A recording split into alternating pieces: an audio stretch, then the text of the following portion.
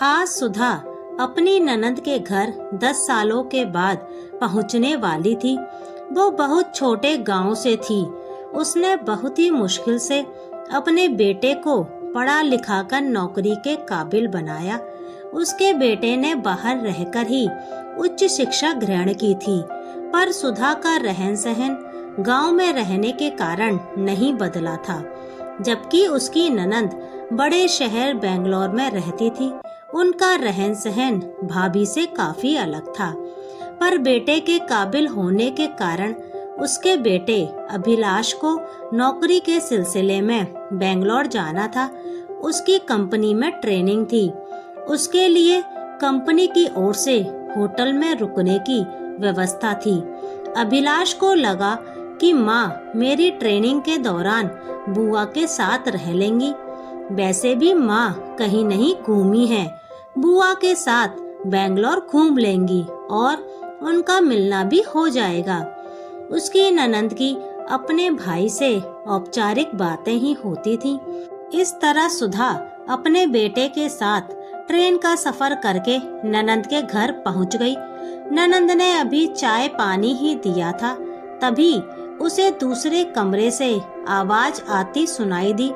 सुधा दीदी की बेटी रिंकी कह रही थी, मम्मी मामी अपने यहाँ क्यों आई हैं? वो चाहती तो अभिलाष भैया के साथ होटल में भी रुक सकती थी, जहाँ अभिलाष भैया के लिए इंतजाम था। वे वहाँ क्यों नहीं रुकी? तब ननद बोली, हाँ फालतू में बिना वजह अपने यहाँ आ गई। तभी रिंकू भी बोला, हाँ मम्मी उनका फोन तो पापा ने रिसीव किया था। आपकी उनसे आने के बारे में बात नहीं हुई क्या? तब वो इतना सुनकर सोचने लगी, ये हमारी वही ननद रानी है जो हर साल मायके में आकर 15-15 दिन रहकर जाती थी। आज मेरा पहली बार मौका पड़ा तो इनके मन में यह सब है। इन लोगों को मेरा आना अखर रहा है। कितना कुछ नहीं किया रानू दीदी के लिए, और आज ये सब सोच रही हैं। उनका रिंकू और रिंकी की डिलीवरी के बाद आकर आराम करना, मायके में आराम से रहना, और वह जब मायके में होती तो मैं उनके मन का कितना कुछ बना बना कर खिलाती थी। इनके लिए वो गांव में आना, नानी के यहाँ हर फरमाइश को पूरा करवाना, छुट्टी का मजा लेना कितना आसान था। पर आज जब मैं पहुंची तो यह रवैया। आज सासू माँ की एक एक बात याद आ रही थी कि बेटी को देते ही हैं, लेने की उम्मीद भी मत करना। पर इनका मेरे बच्चों को कुछ देना दूर, ये तो हमसे प्रेम भी नहीं करते हैं। मैंने तो हमेशा फर्ज निभाए हैं, पर सासू माँ ने अपनी बेटी को कोई नसीहत नहीं दी। प्रेम और विश्वास से ही आपसी रिश्ता चलता है। पर वो समझ चुकी थी। इतना सुनते ही वह बैठक में बैठ गई। तभी नंदोई जी ने हॉल में आकर कहा, अरे भाभी आपको यहाँ कुछ चाहिए हो तो रानू को कह देना। जैसे तैसे रात का समय हुआ। खाना पीने के बाद सब सोने की तैयारी कर रहे थे।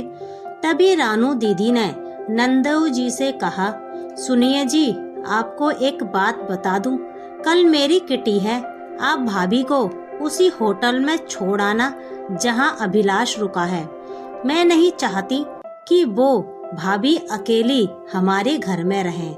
तब बेटा रिंकू बोला, मम्मी मामी तो गांव की हैं, उन्हें शहरी तौर तरीके नहीं आते हैं, इसलिए किचन में मत जाने देना। पता चले उन्हें कुछ यूज करना ना आए और नुकसान कर दें। तभी रिंकी भी बोली, हाँ भैया, मामी खाना बनाए तो कहीं अधिक अच्छा खाना बनाने के चक्कर में अधिक तेल मसाले ना डाल दें। मुझे भी कोलेस्ट्रॉल नहीं बढ़ाना। पता चले मेरा डाइट प्लान की टाय फिस हो जाए। पता चले कि गांव जितना घी वाला ही आलू हलवा बना दें। छोटे की बात अलग थी, अब मैं डाइट फॉलो कर रही हूँ। माँ आप ही कल का खाना बनाना। तभी रानू अपने पति से बोली, हाँ जी आप समझ गए ना, कल भाभी को आप खाने के बाद होटल छोड़ आना। बाकी मैं अपनी भाभी से बात कर लूंगी। अब तो इतना सुनने के बाद सुधा को चैन नहीं पड़ रहा था। उसने अपने बेटे को रात में फोन मिलाया और कहा, बेटा अभिलाष, तेरी कल कितने बजे की ट्रेनिंग होगी? क्या मैं तेरे साथ उस होटल में रुक सकती हूँ? तब बेटा बोला, अरे माँ, आप तो बेंगलोर घूमने आई थी, तो क्यों पूछ रही हैं? जब मेरी ट्रेनिंग खत्म होगी तो आपको फोन करूँगा।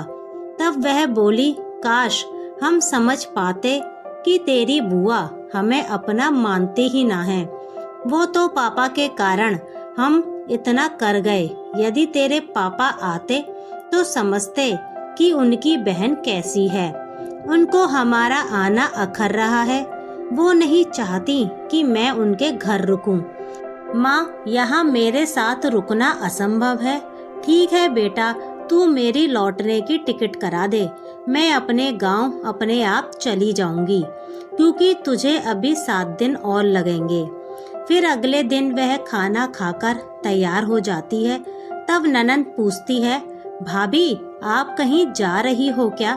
उसके बाद वह अपनी ननंद से कहती है, दीदी, आपको मेरा यहाँ आना अच्छा नहीं लगा। मैंने आप लोगों की कल की बात सुनी और लगा कि मैं फालतू ही अपना समझकर आपके पास चली आई। मैंने सोचा था कि मेरा आपसे मिलना भी हो जाएगा और यहाँ इतने बड़े बेंगलोर में घूमना भी हो जाएगा। पर हमें कहाँ पता था कि आप तो हमें अपना मानती ही नहीं है। मेरे प्रति अपनापन ही ना है। आपको हमारी वजह से कोई परेशानी नहीं होगी। इस बार ना सही, अब मेरा बेटा ही अगली बार घुमा देगा। वो तो आप लोग कहती थी कि मेरा बेंगलोर ऐसा वैसा है। बस बेंगलोर घूमने की हसरत मन में हो गई, इसलिए सोचा आप लोग मेरे अपने हैं, आपके साथ घूम लूंगी। पर मेरे समझने में ही गलती हो गई। आप दिल से बहुत छोटी रह गईं। काश पहले वो तेरे भैया तुझे समझ पाते तो वो मुझे कभी न भेजते। आज समझ आ गया कि हम लोग गांव से हैं, पर बेटे को पेट काट काट कर बड़े लोगों के साथ उठने बैठने लायक बना दिया है। वो ही हमें एक दिन घुमा ही देगा। मेरी शाम की लौटने की ट्रेन है। अब आप हमसे भी आगे की कोई उम्मीद मत रखना। जब तक सासू माँ थी तब तक आपने मायके में खूब अधिकार जमाया, और अब करने की बारी आई तो हम पराये हो गए। इतना सुनकर रानू दीदी बोलने लगी, भाभी, आप कैसी बातें कर रही हैं? वो तो हमारी किटी बड़ी होटल में थी, तो आप वहाँ क्या करती? आपने कभी किटी खेली तो है नहीं, और तो और घर में अकेली बोर हो जाती। तब वह बोली, दीदी, जहाँ अपनापन होता है वहाँ परायापन नहीं लगता। मैं हक से यहाँ रहती, आप भले ही अपनी किटी में चली जाती। आप हमेशा मायके आती रहीं। आपने वहाँ जन्म लिया तो वो घर हमने पराया ना लगने दिया। पर आज यहाँ आकर समझ आ गया कि आप तो हमें अपना मानती ही नहीं है। अगर मैं कानों से नहीं सुनती तो विश्वास ही नहीं होता। खैर, अच्छा हुआ जो हुआ। अब हमें भी अपनी तरफ से पहल नहीं करनी पड़ेगी, क्योंकि ताली दोनों हाथों से बजती है। आपके भाई को भी पता चले कि आपकी हमारे प्रति कैसी सोच है। तब रानू दीदी ने कहा, नहीं भाभी, आप रुको ना, मैं आपको जाने ना दूंगी। तब सुधा भाभी ने कहा, दीदी, औपचारिक होने की जरूरत नहीं है। जो कहना था वो मैं आपके और आपके बच्चों के मुख से सुन चुकी हूँ। आखिर आपकी हिम्मत कैसे हुई जीजा जी से कहने की कि मुझे अभिलाष के साथ होटल भेज देने की? मैं सब सुन चुकी हूँ। अब हमसे रुका न जाएगा।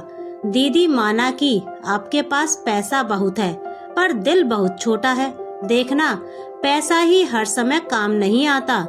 एक दिन देखना, आपको रिश्तों की भी कद्र होगी। हमारे पास भी भगवान की दया से सब कुछ है।